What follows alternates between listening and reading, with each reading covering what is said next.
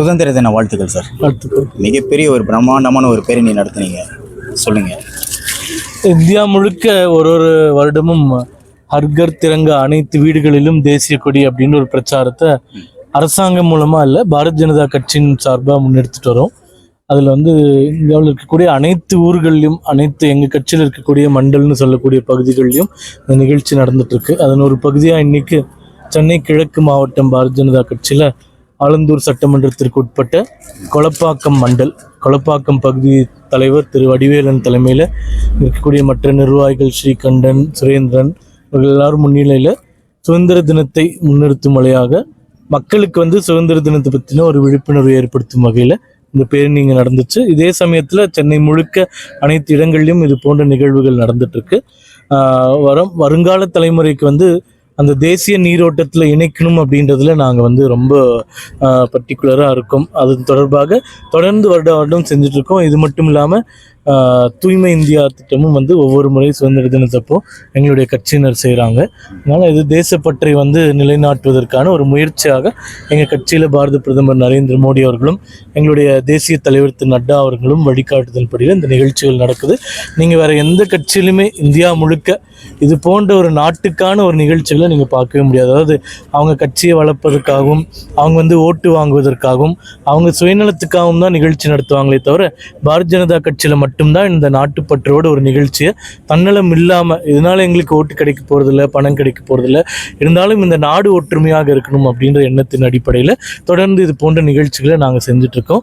அதனாலேயே வெகுவாக இளைஞர்கள் நம்ம கிட்ட கவர்ந்து இந்த மாதிரி சுயநலம் இல்லாமல் தேசப்பற்றை முதன்மையாக வைத்திருக்கோம்னு சொல்லிட்டு நம்ம கூட சேர்றாங்க.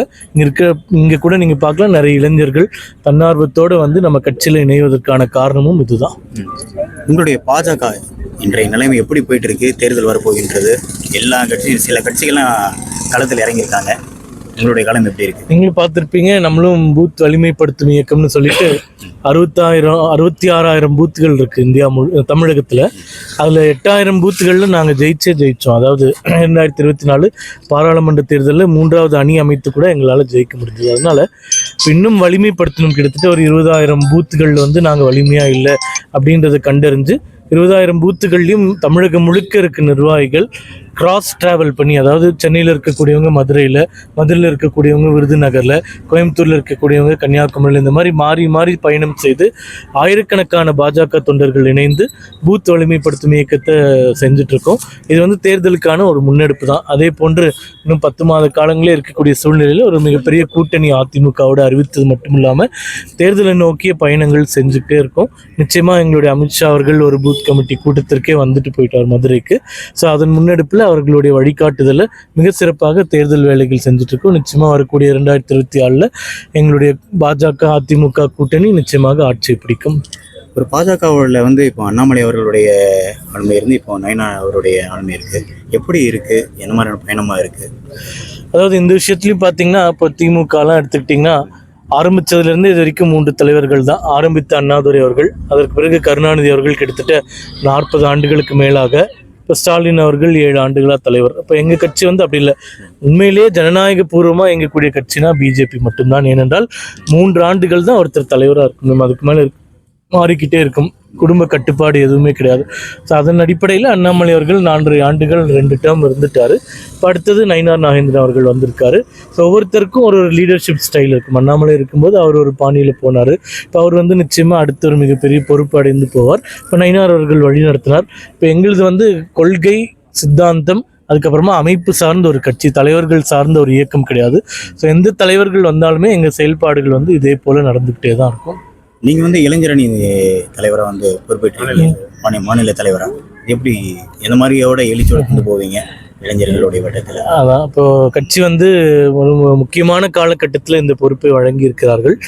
தமிழ்நாட்டில் இளைஞர்களுக்கு நிறைய பிரச்சனைகள் இருக்குது. குறிப்பாக போதை கலாச்சாரம் தான் நம்பர் 1 பிரச்சனையாக நான் தொடர்ந்து பேசிட்டு வரேன். இப்போ இங்கே கட்டுக்கடங்காத வகையில் போதை புழக்கம் ஏற்பட்டிருக்கு. அதற்கு ஆளும் கட்சி தான் மிக முக்கியமான ஒரு காரணம். அவர்கள் பணம் வாங்கி கொண்டு வருங்கால தலைமுறையை அடிக்கிறாங்கன்றது மிக மிக வருத்தமான ஒரு செய்தி. ஸோ இந்த போதை ஒழிப்பு மிக முக்கியமான ஒரு பிரச்சாரமாக முன்னெடுக்கிறோம். 2வது பூத் வலிமைப்படுத்தும் இயக்கத்தில் 66,000 பூத்துகள், வாக்ககங்கள்னு நம்ம தமிழில் சொல்கிற வாக்ககங்கள், அதில் வந்து ஒரு வாக்ககத்துக்கும் ஒரு 10 இளைஞர்களை தயார் பண்ணி கொடுப்பது நம்மளுடைய பணியாக இப்போ இருக்க போகுது. அப்போ ஒரு பூத்லேயும் 10 இளைஞர்களை தேர்ந்தெடுத்து தேர்தல் பணியில் அவர்கள் முக்கிய பங்காற்ற வைக்க வேண்டும் அப்படின்றது தான் அடுத்த 10 மாதத்தில் நம்மளுக்கு கொடுக்கப்பட்டிருக்கக்கூடிய ஒரு அஜெண்டா. அதை நோக்கிய பயணம் தொடர்ந்து கொண்டே இருக்கு. குறிப்பாக தேர்தல் வரும்போது அறிக்கைகள்லாம் வரும். அதில் முதல் இது வந்து பார்த்தீங்கன்னா டாஸ்மாக் அழிப்போங்கிற மாதிரி. இந்த தடவை எந்த மாதிரி இருக்குன்னு நினைக்கிறீங்க? அதாவது ஒழிப்பு அழிப்பை தாண்டி திணிப்பதுன்றது மிக மோசமாக இருக்குது. அது எல்லா மாநிலங்களிலும் மது விற்பனை நடைபெறுது. ஆனால் தமிழ்நாட்டில் மட்டும் என்ன பிரச்சனைனா அரசாங்கமே மதுவை விற்கின்றது. ஒரு இடத்துல வந்து மது விற்பனை கம்மியாகிடுச்சா கலெக்டரே கூப்பிட்டு மீட்டிங் போடுறாங்க. ஸோ இந்த மாதிரி தன் சொந்த மக்களை குடிக்க வைக்கின்ற ஒரே அரசாங்கம் இந்த உலகத்திலே தமிழக அரசாக இருக்கின்றது. நம்ம கோரிக்கை என்னவென்றால் நேரம் time restrictions 10 to 10னா 10 to 10, 8 to 8னா 8. இது வந்து டைம் ரெஸ்ட்ரிக்ஷன்ஸே இல்லாமல் மதுவை விற்பது, டார்கெட் வைத்து விற்பது, இது எல்லாத்தையும் தான் நம்ம எதிர்க்கிறோம். குடிப்பவர்கள் வேணும்னால் குடிச்சிட்டு போட்டானா நீங்கள் இன்னும் அடிஷ்னலாக மக்கள் குடிப்பதற்கான ஒரு சூழ்நிலை உருவாக்காமல் இருந்தால் போதும்.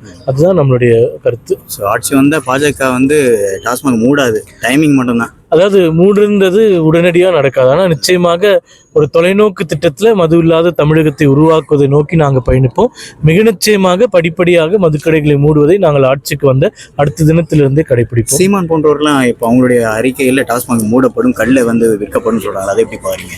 சாத்தியமில்லாத ஒரு விஷயம். ஏனென்றால் அதை நம்பி, அதாவது தொழிற்சாலை மட்டும் இல்லாமல் அந்த டாஸ்மாக்ன்ற நிறுவனத்திலே 30,000 பணியாளர்கள் வேலை செய்கிறாங்க.